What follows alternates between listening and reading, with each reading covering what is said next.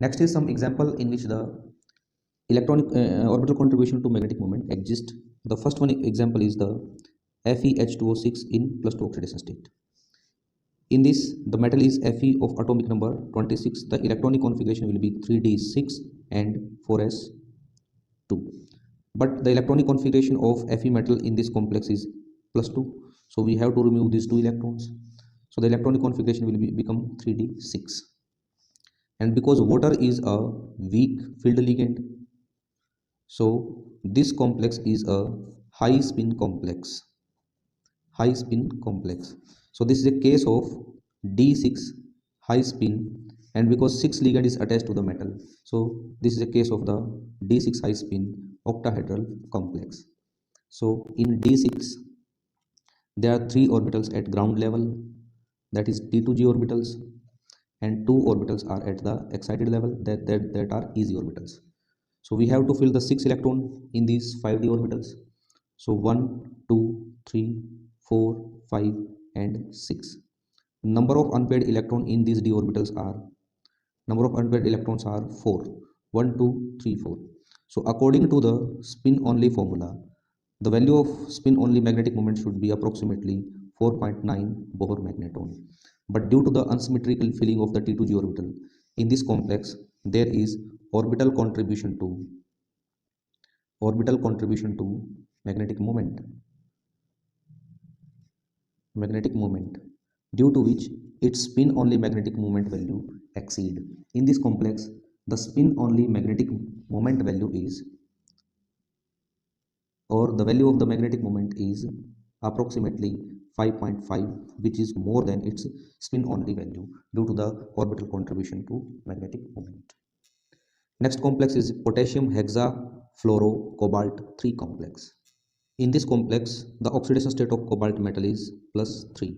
We know that the cobalt atomic number 27, electronic configuration is 3d7 4s2, but we need cobalt +3. So we have to remove 3 electrons, so the electronic configuration will become 3d6. So as we know that there are 6 ligands are attached, and F is a weak field ligand. It is also a weak field ligand. So this complex is high spin complex, and because the number of the ligands are 6, so this complex is an octahedral complex. So this is a case of d6 high spin octahedral complex in the same way as we have discussed in the above example. So according to the spin only formula, there are 4 unpaired electrons. The magnetic moment value according to spin only formula, it should be approximately 4.9 Bohr magneton. But in this complex, the T2g orbitals are unsymmetrically filled. 1 2 3 4 5 6. So T2g orbital are unsymmetrically filled, so it also shows the orbital contribution to magnetic moment. So its spin only magnetic moment value, or the magnetic moment value, exceed from 4.9 to 5.8 Bohr magneton due to the orbital contribution to magnetic moment. Next complex is potassium tetrachlorochromium 2 complex. In this complex, the oxidation state of chromium is +2, and because 4 ligand is attached to this chromium metal, so this complex is a tetrahedral complex. And we know that Cl negative is a weak ligand, so this complex will be a high spin complex. So we know that the chromium atomic number 4, its electronic configuration will be 3d 5 and 4s1, but we required chromium +2, so we have to remove 2 electron from this chromium +2. So 1 electron will be removed from here and another one is here. The electronic configuration will be 3d4. So in this complex, or this complex is a case of d4 high spin tetrahedral complex. So tetrahedral complex, in tetrahedral complex we know that there are 2 ligands at the 2 orbitals at the ground level, and 3 orbitals are at the high energy level. These 2 orbitals which are present at the ground level are called as e orbitals, and 3 orbitals called as t2 orbitals. The g is not used in case of the tetrahedral complex. So we have to fill 4 electron. So 1 2 3 and 4. The T2 orbits are unsymmetrically filled, so it will show the orbital contribution to magnetic moment. So in this complex, the number of unpaired electrons are 4. 1 2 3 4. So according to the spin only formula, the value of magnetic moment should be approximately 4.9 Bohr magneton. But in actual, the value of magnetic moment for this complex is approximately 6.0 Bohr magneton. So due to the orbital contribution to magnetic moment, the value of magnetic moment which is obtained by the spin only formula is exceeded in this complex. The last topic of the chapter is temperature independent paramagnetism, that is TIP or TIP, temperature independent paramagnetism. We know that the magnetic field can be determined by magnetic field produced can be determined with the help of the magnetic moment. And in this chapter we have studied that the magnetic moment can be determined with the help of the magnetic susceptibility or corrected molar susceptibility. And we know that according to the Curie law, the value of magnetic susceptibility is inversely proportional to the temperature. So I can say the magnetic susceptibility depends upon temperature. So magnetic susceptibility means magnetic moments.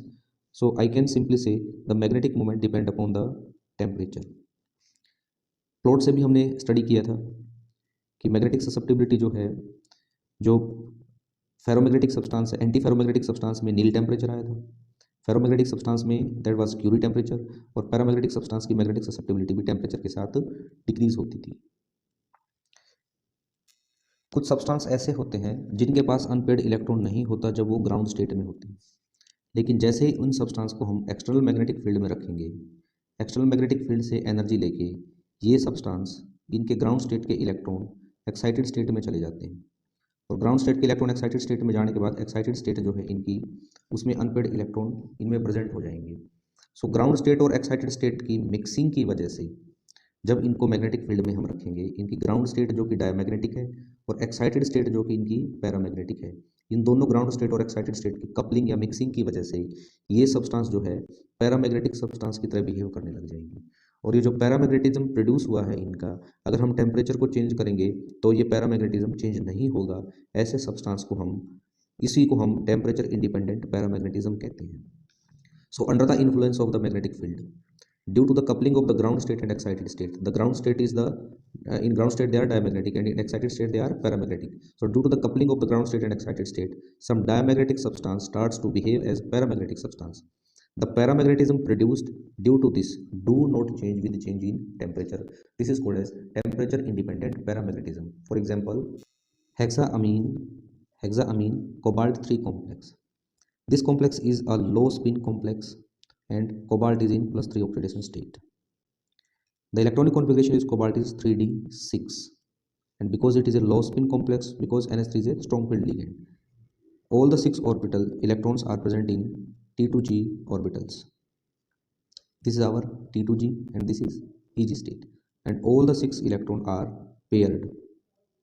So number of unpaired electron in ground state is 0. So in ground state these complex behave as a diamagnetic complex. But when we place this complex in the external magnetic field, this complex takes energy from the external magnetic field and the electron from ground state goes to the excited state. So in this case the excited state will become paramagnetic. 1 2 3 4 5, supposed to be one electron from ground state goes to the excited state, that is from T2G to EG orbitals. So in excited state there are 2 unpaired electrons, so this complex in excited state will become paramagnetic. So due to the coupling of this ground state and this excited state, this complex behave as paramagnetic complex. And when we increase the temperature, the number of unpaired electrons do not change, or I can say the paramagnetism do not change. This is called as temperature independent paramagnetism. Similarly, the another example is MnO4 negative, that is permanganate ion. The another example is dichromate ion, Cr2O7 2 negative. This is our dichromate ion. In this complex the metal is in +7 oxidation state, so electronic configuration is 3d0. So in ground state there is no unpaired electron is present, or I can say no electron is present in the d orbitals. But when we place this complex in the external magnetic field, the electron from the lower energy goes to the higher energy and higher energy state will become paramagnetic.